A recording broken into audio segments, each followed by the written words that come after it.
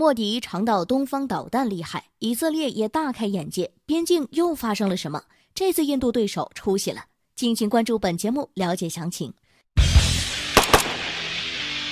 近期有这样一则消息出现，声称印度与巴基斯坦又打起来了。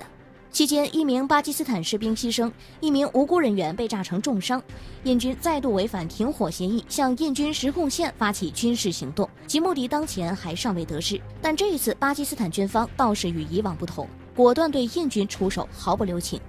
据悉，巴军方不仅击毙了数名印度士兵，还击落了印度陆军一架无人机。尽管至今为止该消息未得到证实，但倘若是真的，印度这回面子该往哪儿搁呢？最开始，由于印军是在毫无征兆的情况下向巴基斯坦发动攻击的，以至于导致巴基斯坦一名士兵在印度的炮击中牺牲。袭击实在太过于突然，让巴基斯坦军方没有丝毫防范准备。不过，等该国军方反应过来后，立即进行了反击。有知情人士声称，相比击毙了印军数名士兵以外，其击落的无人机才更让印度军方肉疼。该无人机是印度从以色列进口的苍鹭无人机。击落时，这架无人机正在空中盘旋。苍鹭无人机主要用于实时监控、电子侦察、干扰以及海上巡逻等任务，可携带光电或者红外雷达等侦察设备来进行相关搜索、识别和控测，可用来进行海上作战以及电子战。除此之外，苍鹭无人机在民用方面还可以进行环境监测以及森林防火等，航程达到250公里，续航时间50个小时左右。是以色列飞机工业公司马拉子公司所研制的大型高空战略长航时无人机。目前，印度军方总共从以色列购买了数百架苍鹭无人机来执行军事任务。可想不到，该款无人机也依然没能逃脱印度军队衰机的魔咒。回顾以往，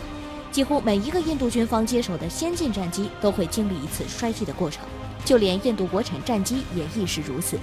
苍鹭无人机并不是第一次衰了。每一年，印军都会因为各种原因坠毁一架该型无人机，只不过这次他们是通过巴基斯坦防空部队的帮助成功完成的年末目标。至于很多人关心巴基斯坦此次是如何击落苍鹭无人机的，传言说很可能是出动了猎鹰80防空导弹，作为我国红旗16A 陆基防空导弹的出口型号。猎鹰80防空导弹对付苍鹭无人机简直非常容易。该导弹最大射程能达到100公里，使用过程中可在200公里的范围内探测到144个目标。对巴基斯坦军方来说，用这款导弹应付苍鹭无人机完全没任何压力。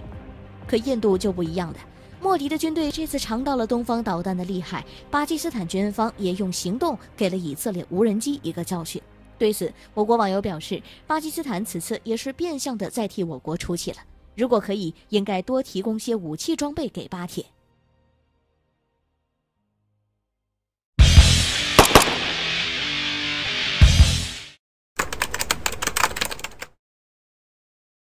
近期有消息指出，印度和越南两个国家正在西沙群岛附近进行军事演习，引起外界的热议。印度当前与我国的紧张关系是众所周知的。而在这个时候，该国与越南互相拉拢，无非是因为两国在中方的问题上有共同的利益。从这个角度来看，双方有抱团取暖的意思。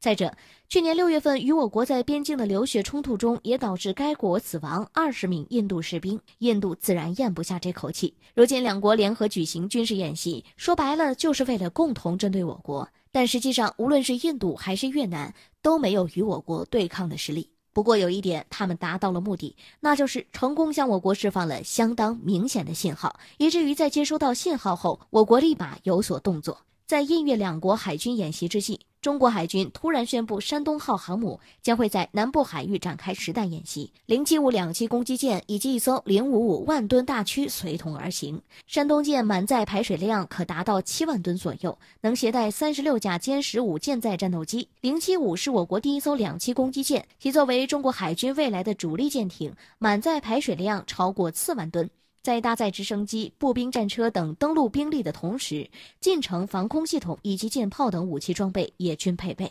前不久，俄罗斯卫星还拍摄到075两栖攻击舰尾部激起了巨大水流产生的航迹，判断该舰在动力系统上有了很大进展和突破。至于055万吨大驱，从南昌舰舷号101推测，这已经是第5艘055了。据悉，目前首批8艘055大型驱逐舰均已下水。此次山东舰075以及055齐聚南海，海军主力舰艇都出动了，可能有什么大动作。尤其是有分析人士表示，未来山东舰很可能会在西沙群岛这个演兵场出动歼15舰载机进行针对性的训练，实战意味非常强。山东舰巨大的舰体突然现身南海，足以让印越两国都唏嘘不已。这样庞大舰体却不是印度或者越南有能力完成的。何况中国海军还拥有大量的护卫舰、驱逐舰以及核潜艇，真要是印越有什么异动，我军想要秒杀这两国舰队，分分钟的事。山东舰075两栖攻击舰和055万吨大驱在南海训练，是中国主力战舰首先部署关键战略方向的信号，同时也是新型舰艇未来将把这一海域当成主要训练场，并且逐步完成战术运用，以在最快的时间内形成战斗力的信号。换句话来说，我军此次举动根本就没有把印越当成主要目标，想在海上武装力量上与我军抗衡，简直是天方夜谭。反观这两国在看到我军的动作后，估计就连演习都是心惊胆战的。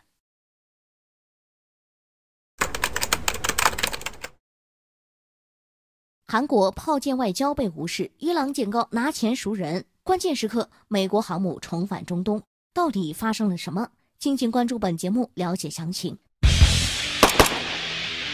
在伊朗违反环保法规为由扣押一艘韩国油轮后，韩国海军青海部队立即开始行动。该部队中5公里顺臣号驱逐舰短时间内迅速抵达霍尔木兹海峡，为来往的韩国船只保驾护航。当前被伊朗扣押的韩国油轮当前已被送往伊朗阿巴斯港接受相关调查。据了解，此次出动的青海部队是韩国历史上首支派驻海外的海军部队。第一批护航舰队有4500吨级的文武大王号驱逐舰、1架山猫反潜直升机、1艘快艇以及300多名官兵组成。如今韩国方面向伊朗周边派出战舰，明显是想向该国展示上门要人的强硬态度。然而伊朗此次的态度也异常坚定，无视韩国所谓的炮舰外交，直接导致该国举动碰了钉子。不仅如此，伊朗方面警告韩国，倘若想要回油轮，就必须拿钱赎人，至少70亿美元。此前，美国发出伊朗石油制裁令后，迫于该国的压力，韩国也被迫取消了大批的天然气和石油进口。与此同时，在美国的强硬要求下，国内多家银行冻结了伊朗的资金，其总金额也差不多是70亿美元。如此一来，伊朗想必是要求韩国将之前冻结的70亿美元归还。目前，双方正在就此次事件展开紧急磋商。但是，就伊朗此次的强硬态度来看，韩国倘若不归还70亿美元，估计很难把被伊朗扣押下来的韩国油轮救回了。另一方面，五角大楼在近日宣布，美国航母尼米兹号将重返中东地区，以回应来自伊朗的威胁，其中也包括一些针对特朗普的威胁。新一年的开始对美国来说注定是不平淡的。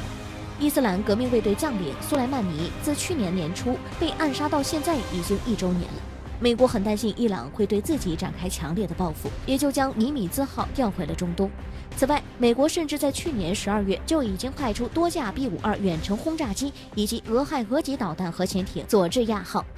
美国一副山遇欲来风满楼的味道，但伊朗却不是第一次干扣船的事了，也不是第一次面临来自美国的威胁。在与美国关系加剧紧张的情况下，伊朗还在与韩国之间闹矛盾，或许已经是顾不得那么多了。再者说，美国在这个时候有如此大的动作，也显然是看热闹不嫌事儿大，想从中添把火。一旦两国引发什么激烈冲突，最大赢家实际上不是伊朗，也不是韩国，而是美国。